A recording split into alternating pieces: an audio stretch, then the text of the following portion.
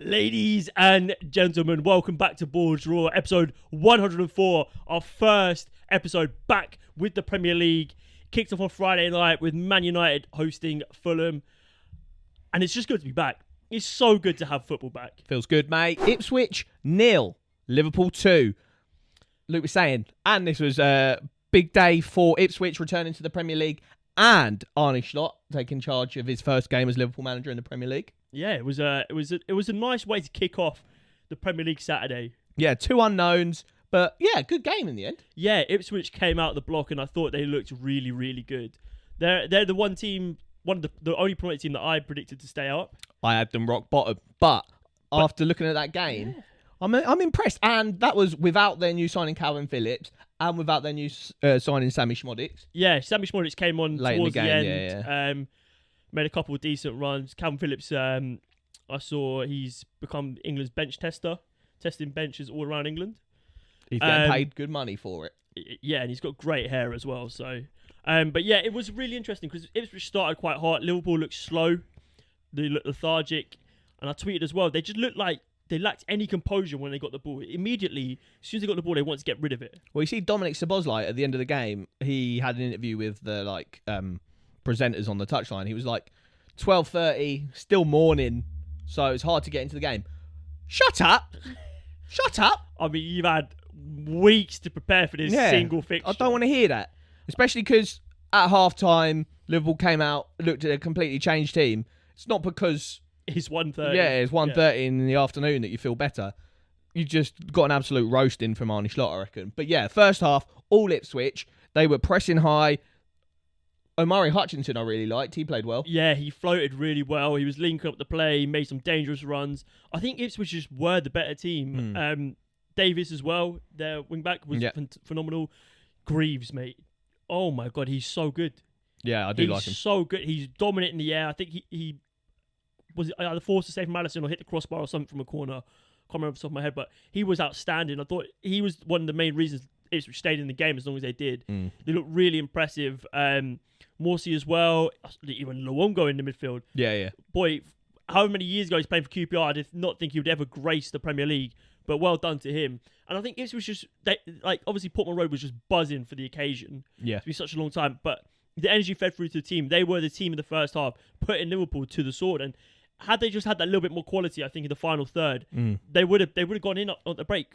Maybe a goal or two up. Yeah, because, it's exactly that. It's just a lack of quality in the final third because there was a few chances Omari Hutchinson had where he would just kind of be happy to get a scuff shot off or, just nothing really like super testing Alisson. But and obviously Alisson is one of the best keepers in the world, so you need to be clinical when you're in that area. But yeah, I think, like you said, I think they were just happy to be there and kind of put up a good show in. And yeah, first half, very impressive. Yeah, and there was a lot of unknowns for us going into this game because we didn't know how it was going to come up, how they would fare against one of the best teams in the Premier League. But we also didn't know how Liverpool were going to set up, how Liverpool were going to play under Arne Slot. Apparently not. It's not Arne Slot, it's Arne Slot. I prefer that. Apparently. But yeah, we didn't know how they were going to set up. They set up with Jarell Quansah next to Van Dijk. Yeah, so, and one of the things that Slot came out and said after the game was, we were losing too many duels. Tactics don't matter when you're losing your duels. Rigs of Arteta, that does. And I like that. Yeah. I thought he came out, he gave a really good interview. He said, basically, your tactics don't matter if you're not winning the balls, if you're not winning the first bounce, if you're not winning those 50-50s. He obviously saw Quansah was, and he probably was the weak point of that Liverpool team. They couldn't really build up whilst they were under so much pressure. So he made a brave decision, hooked him. First, competitive game in charge. Hook your young centre-back and get someone like Konate on. And from that moment, Liverpool did look much the better team. I felt a bit sorry for Jarell Quansah, but it is what it is. As long as he takes that as it's not like you're just being done for the sake of it. He's still a young player. Hopefully come out the other side of it better. Wasn't great for my fantasy team. Or mine. But yeah, Liverpool in the second half were just such a different beast. And I think the main catalyst for that was Trent Alexander-Arnold. Indeed, what a player. He was outstanding. And if he keeps that level of performance up for the course of the season, Liverpool will do well. Because he was the difference, really.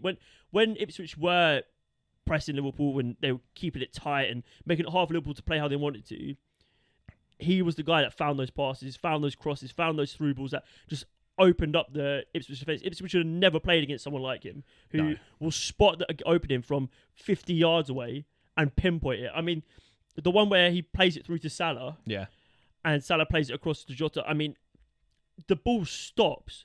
It's like a perfect pool shot or snooker shot. The ball stops exactly where he needed it to be. The weight of pass. He caused two defenders to think, do I go for the interception or do I stay on my man? It's why he is the best right back in the world on his day. I totally agree. Another player that we should talk about, Mohamed Salah, skinhead Salah, opening day Salah. He is now the player with the most opening day goals in Premier League history. 9 games, isn't he? 9 games, overtaking the likes of Alan Shearer, Frank Lampard, and I think Wayne Rooney is the other guy. What a guy. I just saw another stat.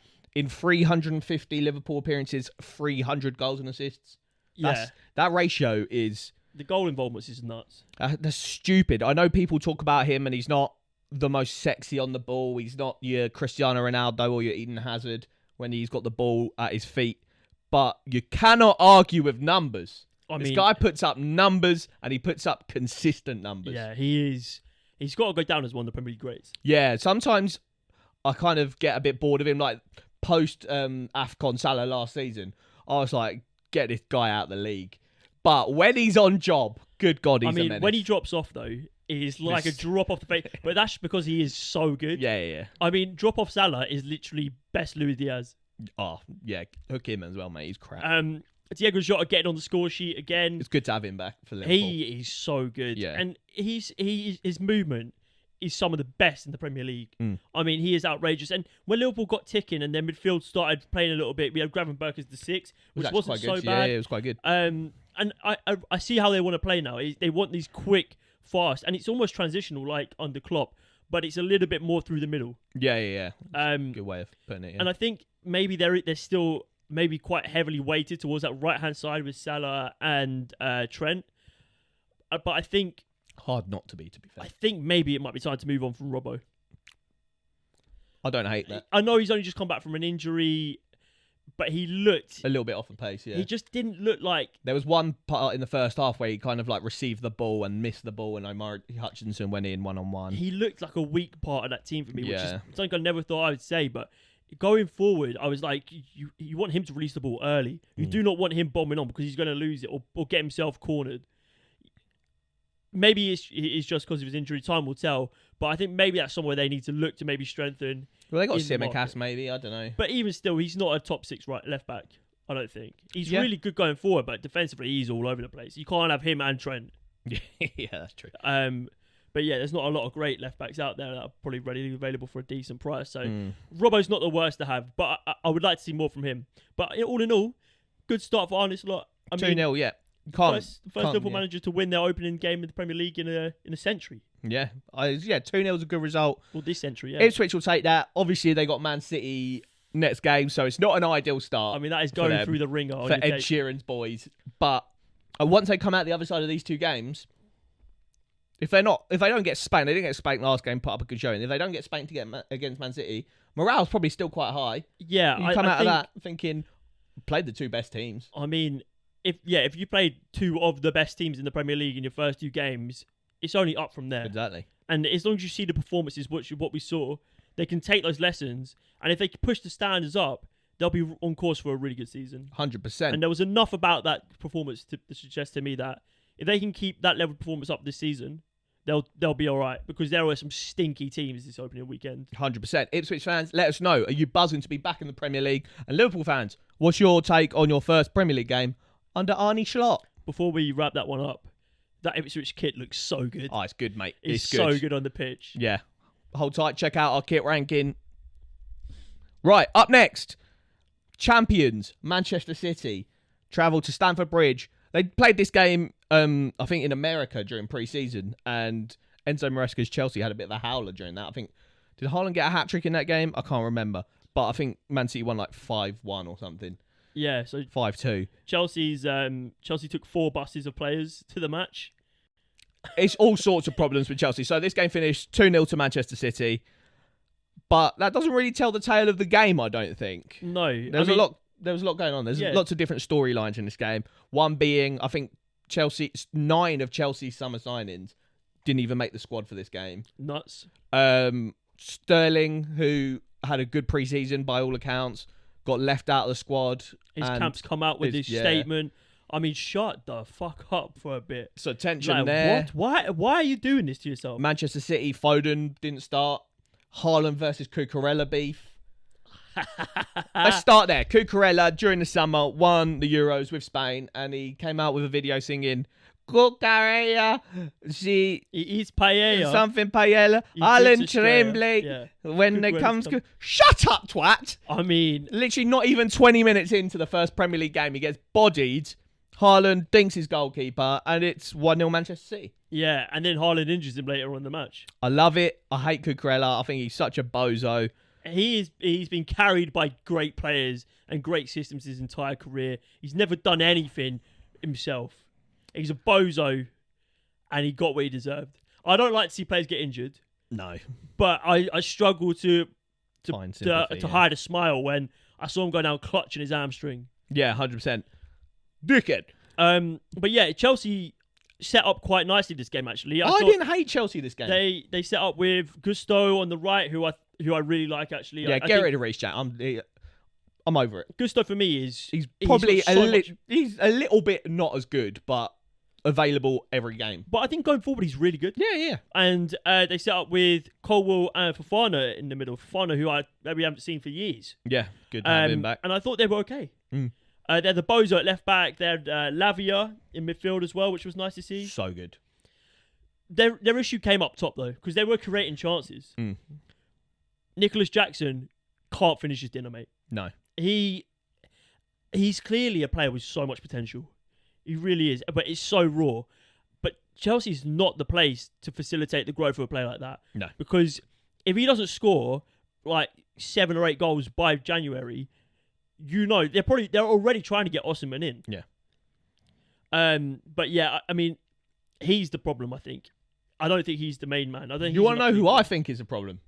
Enzo Fernandez. Oh, mate. How is this Don captain of Chelsea? Well, it makes sense because Chelsea are a big racist club anyway. But how's this Don captain in your club? He has been here 2 years. He's the most expensive signing Chelsea have ever made. Or actually, no, Saicedo is now. But yeah, you still don't know where to play him. He still hasn't put up a 10 out of 10 performance in 2 years, and he's cost over 100 million. You've tried him as a deep 6. You tried him as 8. He's played as a 10 at this game, and he was shit. And you played him as a 10 to the detriment of Nkunku and Cole Palmer. Yeah, who both should have played there instead. And instead of hooking him, you just kept moving him down as the game went on. He moved down to an 8 and then down to a 6 to kind of get those players into central areas. Does he own Todd Bowley? I don't understand how this guy, firstly, is undroppable when you've got the likes of Lavia, Saicedo, you brought Dewsbury Hall in, you've got a million other centre mids, and this guy is just not good enough. No, he's really not. I mean, like his touches in the final third, it was so loose. Yeah, he feels like he's in the way more than he's contributing to play. 100%. Like if you're that high up the pitch when you've got the likes of Nkunku and Cole Palmer who put up goals and assists for fun, you've got to get involved. Yeah. And he doesn't facilitate that, so move him back. But when you move him back, he's not like... He's not dictating the game. Yeah, exactly. He's not controlling the game. He's not putting himself about. He's just there. He just reeks a little bit of like an angry Bruno Fernandes where he just throws his arms around when things aren't working. He'll try and lead the press but doesn't really do it properly. But at least Bruno Fernandes is constantly trying to make stuff happen. I mean, Enzo's if you look at him and you look at someone like João Neves who made his debut for PSG, night and day difference. 100%. Night and day difference. But yeah, Chelsea performance wasn't even so bad. No, we're rinsing them.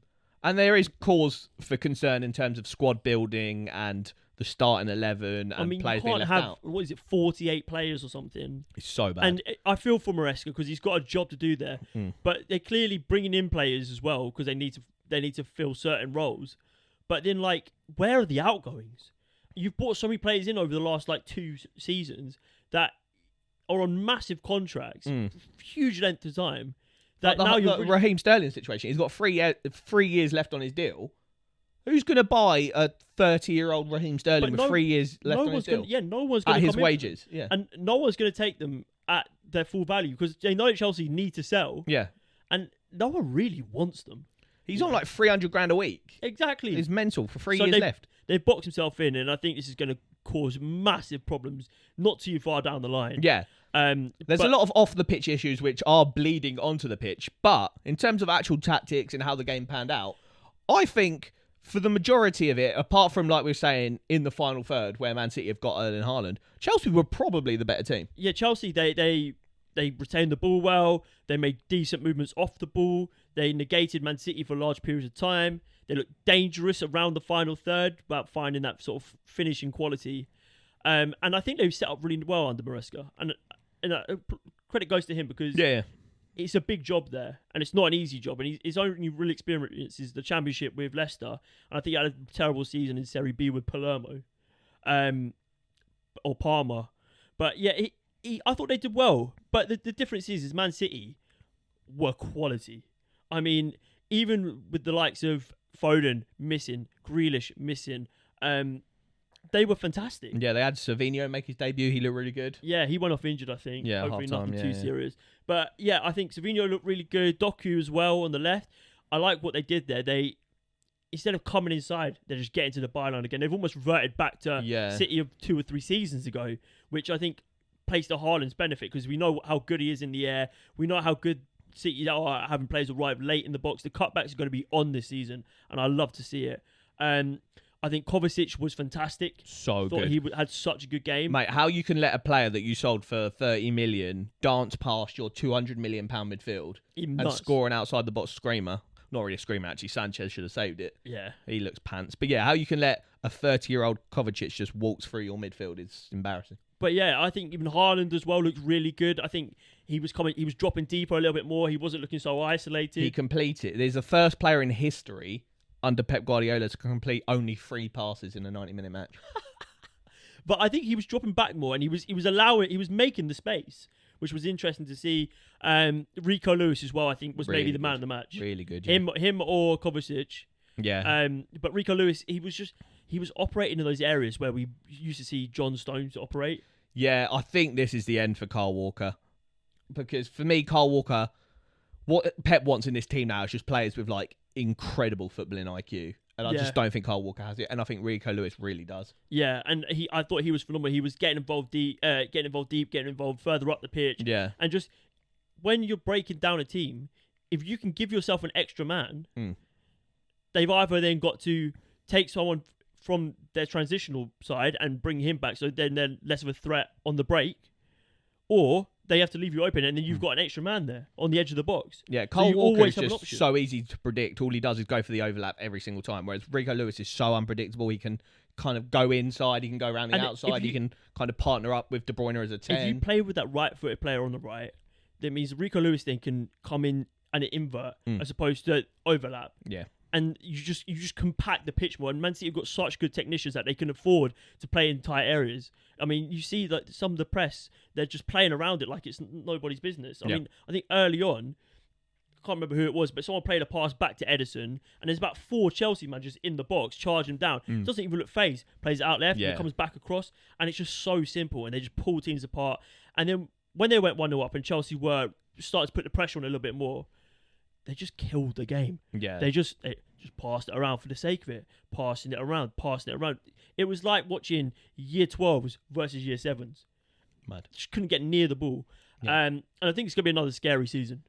I think it's another scary... Because I don't think Man City got out of second gear that game. Yeah, 100%. And usually they're maybe slow starters because we know what they do towards the end of the season. Yeah, well, Pep said that. Gear. He was like, we're nowhere near ready for the season. He even before the game was like...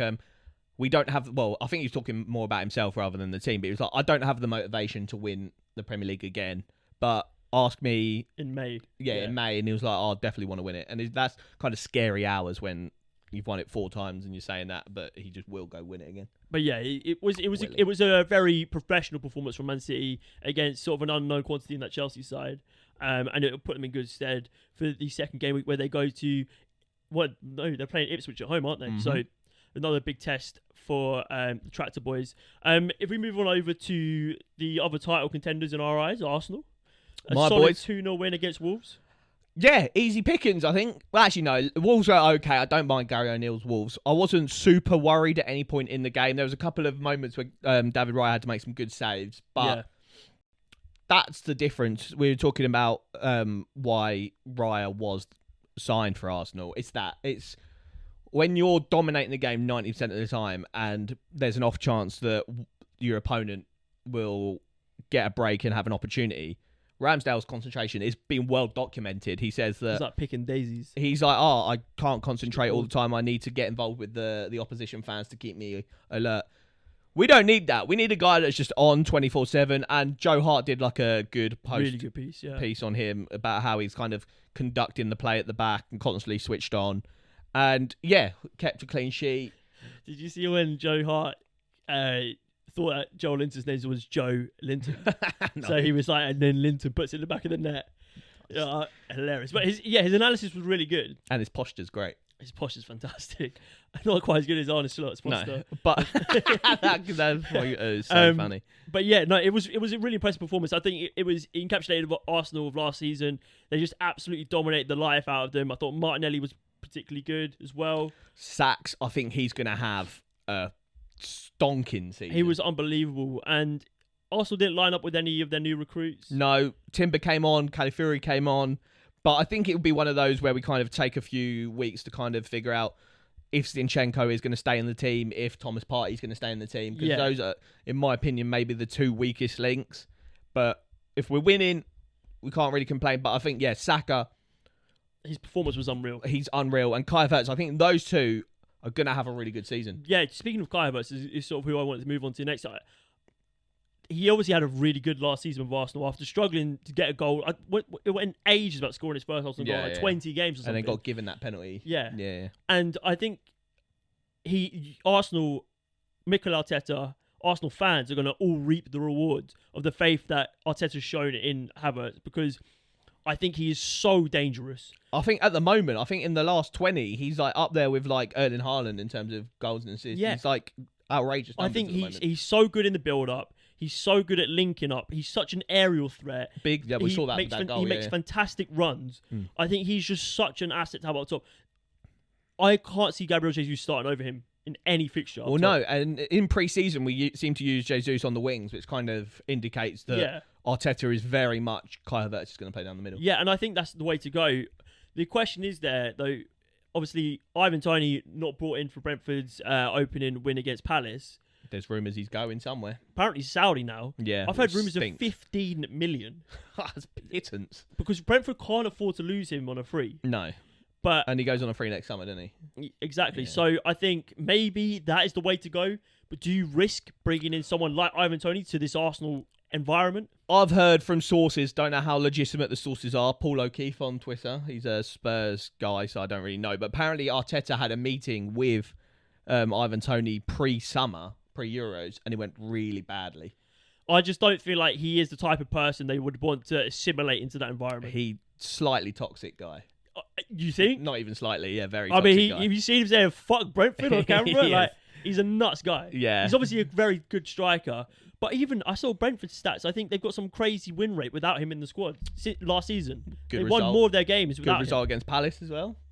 Huh? Good result for Brentford against Palace too. Yeah. Right? Maybe they don't need him. Maybe Mbomo is the guy. Yeah, but for me, Arsenal came in, they did what they had to do, and it was professional, it was exciting. I think Wolves weren't really that bad. No, I think they were right. I think they'll be okay this season, but Arsenal and Man City just look levels above everyone. We do. Right, Luke, you want to talk about some other leagues and some exciting bits and bobs that's happened around the football world? Right, we're introducing a new segment to your regularly scheduled broadcast. It's called The Best of the Rest, where we're going to take a clip or an event or an incident or something that happened in a league outside the Premier League, still in England, and give you our thoughts and opinions on it. This weekend, it was a 0-0 result for Luton.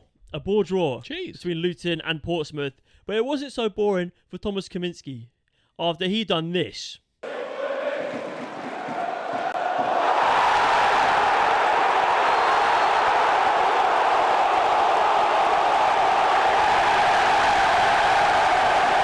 He's had an absolute howler there. He's come out the box. He's going for an early clearance. He's taken out not just one Portsmouth player, but then a second. And he's seen a yellow and a red in the same sequence of play. I love it. I think, that is let them know you're there.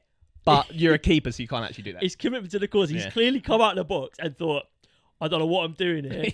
And then he realised he's not going to win the first ball. Yeah. Leave it there. Shit. Leave it there. Yeah. And then he's committed at this point. Yeah. And then he goes and commits another murder. I love it. It's absolutely outrageous. That's but yeah, if you guys seen any other clips that you want us to look at for next week, let us know on TikTok, Twitter, YouTube, and we'll feature it and give you a little shout out as well. Right.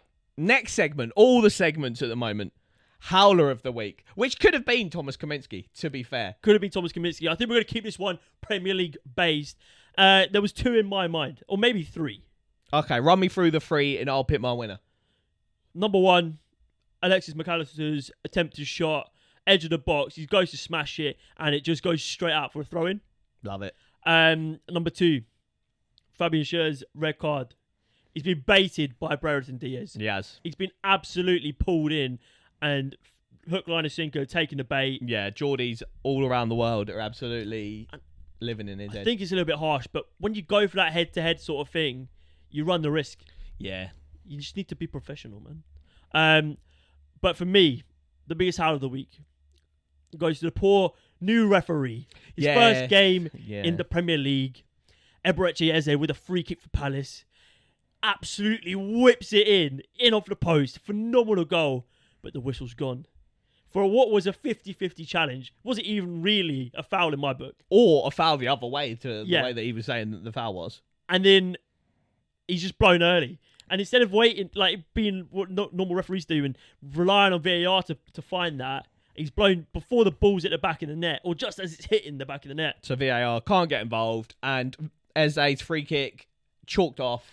Fantasy players all around the world fuming because Eze would have had a nice little goal, and I think goal and assist that would have been. Yeah, and it was a bloody great free kick, one of the best goals he's ever scored, and what a way to kick off your season. But it was unduly ruled out by some fantastic referee. And although Eze came out afterwards and said that the referee apologised directly to him, and Eze, what a man! I mean, he was just like, look, these things happen. It is what it is. And it's so dead for that guy on his first Premier League match for that to happen. Yeah. Poor guy. But yeah, that is the howler of the week, I reckon. Absolute howler of the week. Right, and to round up episode 1 of 104 of the BoreDraw podcast, we're introducing another new segment.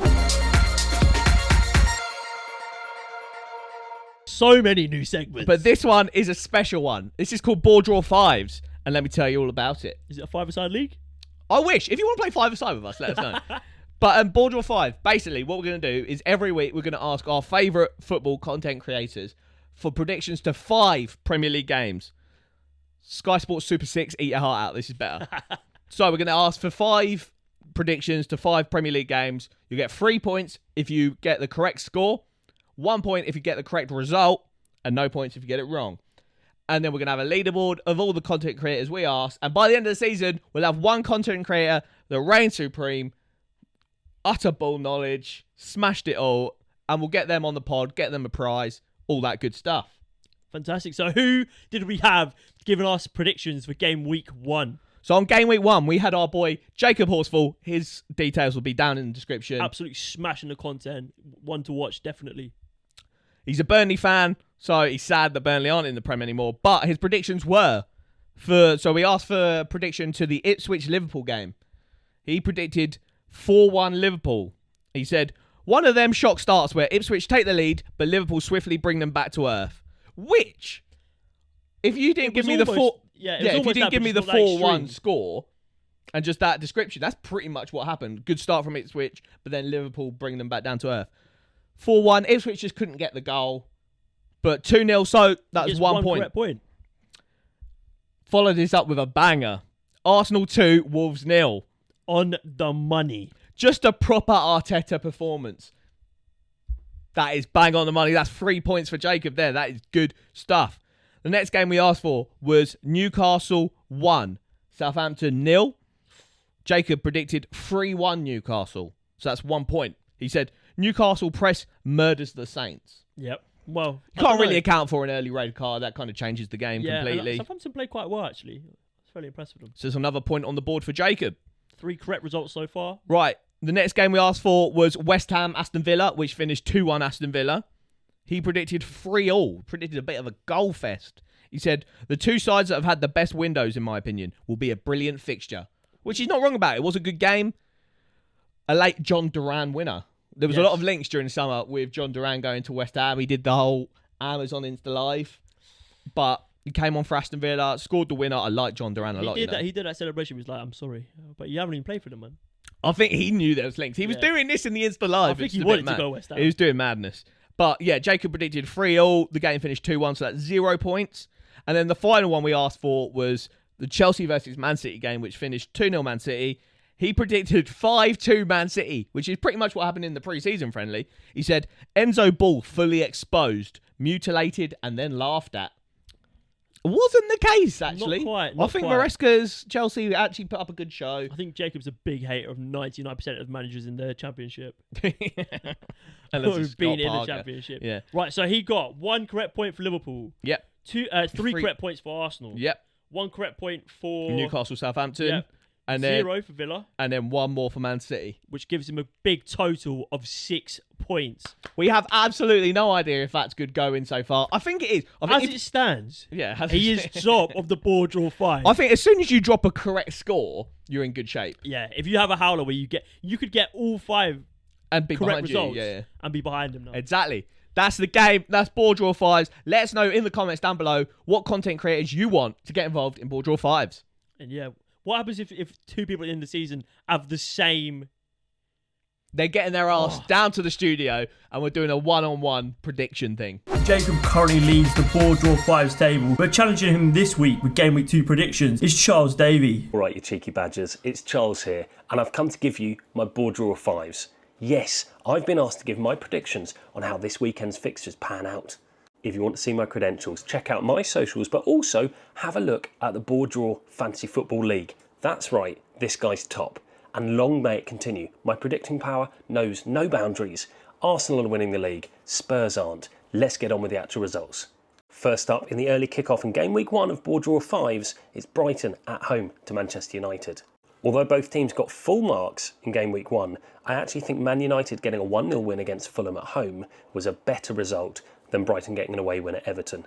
I don't think this Everton team are up to much, and I thought Brighton were maybe a bit flattered by the scoreline. However, for Manchester United, they were very solid at the back, and they've also got De Ligt coming in a game on. I think he'll add a little bit of class in those centre-back pairing, although I'm not sure who he'll be paired with, but I can see Man United carrying on in a strong defensive vein, and I see this as an away win, 2-1 to Manchester United. A high-energy Brighton, but I just don't think they'll cut down United, and they'll leave themselves open at the back. Mark my words, Man United are going to challenge for a Champions League position, and I say that as a proud Arsenal fan. Brighton, on the other hand, I think they will struggle as the season gets deeper, and I think the first time you'll see that is game week 2. Up second in BoreDraw 5s is Crystal Palace at home to West Ham. How disappointing were both of these teams in their first game? I think I expected a bit more from Palace, and I suspect they'll be a bit better in this second game, gelling a bit more, Mateta back at good fitness, and largely Glasner getting a bit more time with his players should pay off. However, West Ham's activity in the transfer market could prove very good.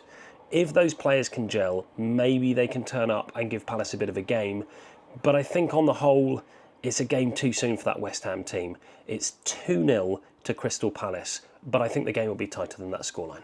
One thing I do know is those Palace fans will be absolutely buzzing to get a game against West Ham under the belt. Third up in the BoreDraw 5s, it's Tottenham at home to Everton. And Tottenham could not have asked for better fixtures than Leicester away and then Everton at home. Coming up first for an Ange Postecoglou side, who we all know run on fake confidence and then turn Spursy by the end of the window. I expect Tottenham to get a big win here. I think Everton are absolute dog meat this season and will be close to relegation. Although I don't think Spurs will have it all their own way. They are a bit leaky at the back and they might come under the cosh in the middle of the park where I'm not quite sure if Archie Gray is going to fit in as well as the fans think he will. Tottenham will get the win. I think it'll maybe be a bit iffy. I think it'll be a 2-1 win with some controversial goals thrown in. Well done Spurs, I guess. Game number 4 In the BoreDraw 5s, it's the game of the weekend, if I'm honest. It's Aston Villa at home in the evening kickoff against Arsenal, a bogey team in seasons gone by, but I think Arsenal are the class act of 24-25.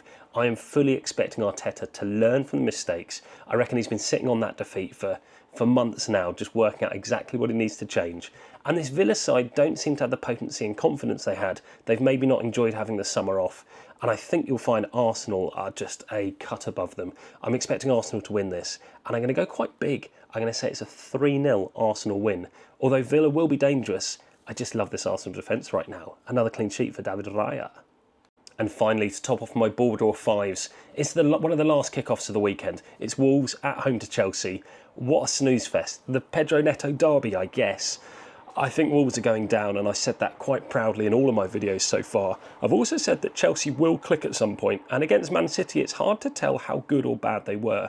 What I do know is that Chelsea will overpower Wolves in this fixture, and Enzo Maresca, he looks a bit lost and he doesn't know his team, but he will know a little bit better by the time this fixture comes around.